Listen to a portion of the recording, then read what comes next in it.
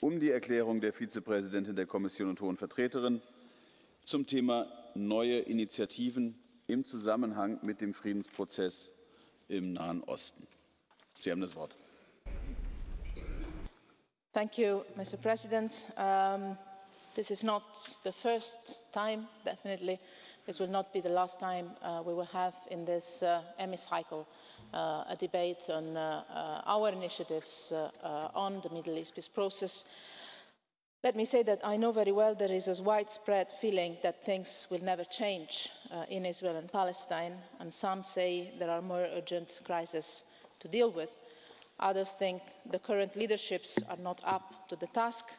I have personally always believed that we have a duty and a precise interest to keep working for positive change with patience and with courage. And I know this Parliament shares this view.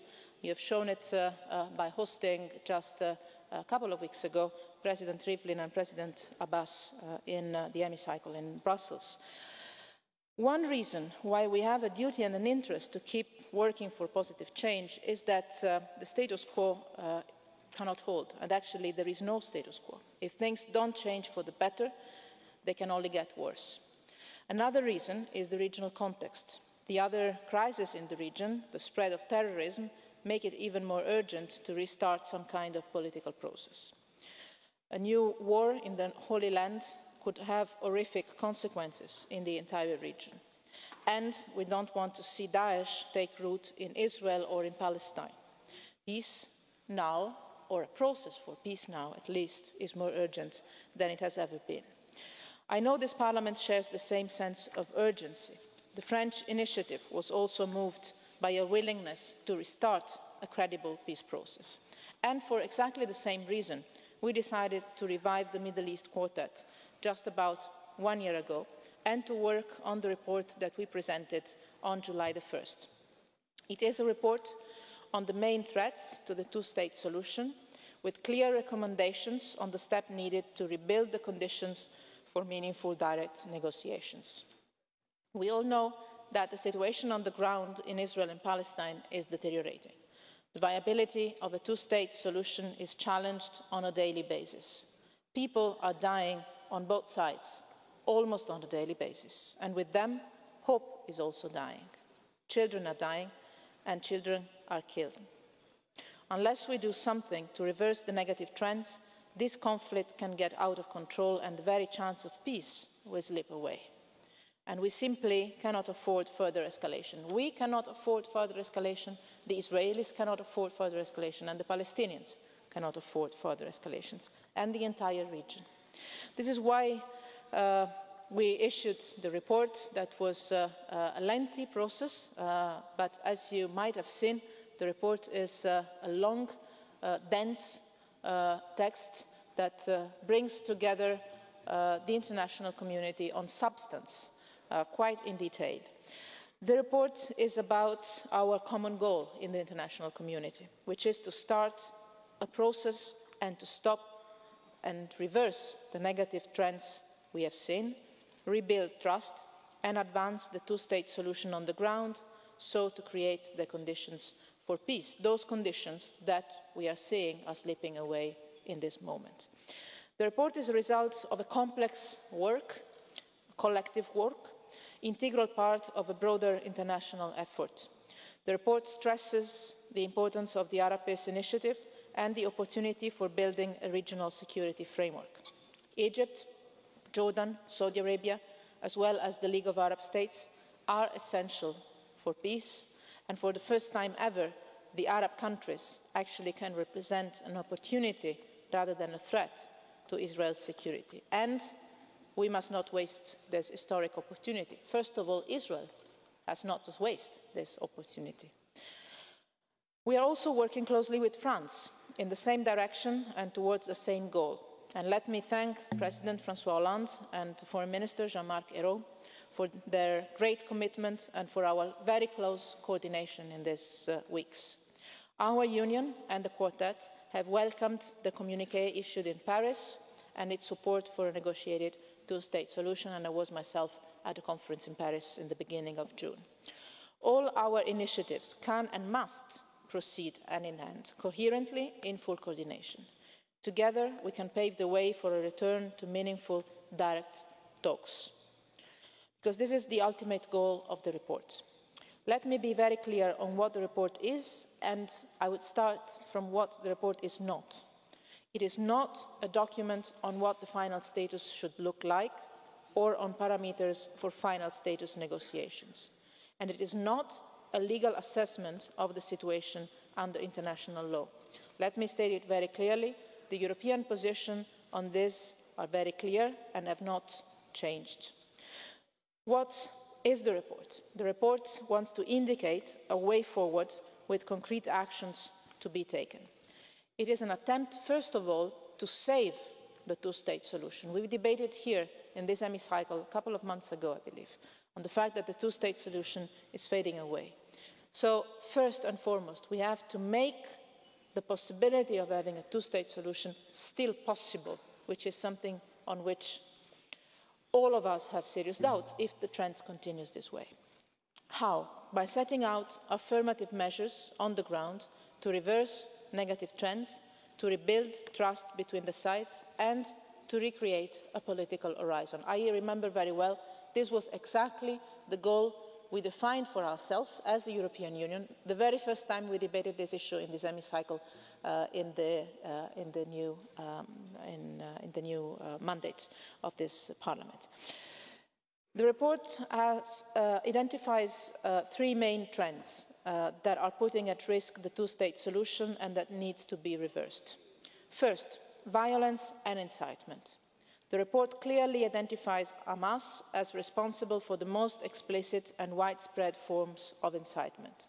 But it is also a fact that some Fatah members have failed to condemn specific attacks. The report also refers to the actions of Israeli authorities, an expansive use of administrative detention, punitive home demolitions, closures of whole districts and the use of excessive force when there was no imminent threat. Second, the settlements. For the first time ever, all Quartet members have agreed to look at the settlement issue into a much broader and deep context. We don't just focus on the construction and expansion of settlements, but also on the designation of land for exclusive Israeli use, the high rate of demolitions and the denial of Palestinian development in Area C. This is the first time it happens as the Quartet. This set of negative trends on the ground in Area C is steadily eroding the viability of the two-state solution, and we clearly say this. They also raise legitimate questions in the international community and in the region about Israel's long-term intentions. Third, the situation in Gaza. The report not only addresses the dire humanitarian situation, and let me remind all of us that the European Union has delivered on all the pledges we've made in Cairo at the conference we had there 2 years ago on the reconstruction in Gaza. But we also focus on something that goes beyond the humanitarian situation. Both the continuing military build-up by Hamas and the lack of Palestinian unity damage the prospects for economic development and the efforts towards a negotiated solution. So analysing the situation on the ground was the first step, and again you will find in the report things you have not seen said by the Quartet as such, never. But it is only a first step, the analysis of the situation on the ground, because we have also issued clear common recommendations on actions to be taken on the ground. And these are steps on which the whole international community agrees: the European Union, the United States, Russia and the United Nations. First, decisive action is urgently needed to reverse the negative trends we have described. The parties must work to de-escalate tensions and maintain security cooperation. Palestinians must strengthen efforts to combat terrorism and incitement to violence. The Israeli policy of settlement construction and expansion has to come to an end. Second, the two-state solution needs to be created on the ground. The Palestinians must be able to take control of their lives and to build their future, including in Area C. In Gaza, all militant activity must end. Israel should accelerate the lifting of the restrictions of movement to and from Gaza with due consideration to its security. Palestinians should unify based on the PLO platform and on democracy to the benefit of their own people. Third element of the recommendations, you will find 10 recommendations in the report, I would not go through them. But third element that is key is that the primary responsibility for peace lies obviously in the hands of the Israeli and the Palestinian leaders. Peace cannot be imposed upon them, and only direct negotiations can lead to a solid solution. But the region has also a central role to play, and so we strongly encourage further dialogue in the context of the Arab Peace Initiative and its vision for a comprehensive peace.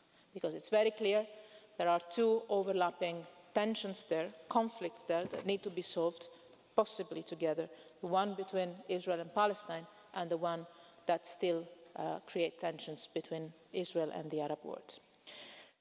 So the report has been presented a few days ago. We have seen the first reactions. We totally expected some criticism by the parties, and in fact that is only natural because the report is challenging the prevailing narratives on both sides.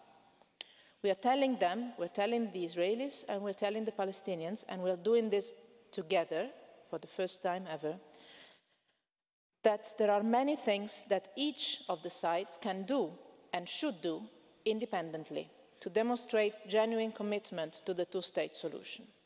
And this is essential to lay the ground for successful direct negotiations. So perhaps the most important thing right now is, again, as we discussed on the global strategy, the follow-up, that both sides engage with the quartet and use this opportunity to advance and to stop trends that might destroy both peoples. All international initiatives can play a role, and it is then vital to keep a united international front, a united region connected with the international front we have built. This is why the Quartet envoys have worked all over these months in close cooperation and close connection, especially with the initiators and the key players of the Arab Peace Initiative, because we need to revive that and operationalise it together with them, and with the united European Union at its core. Thank you.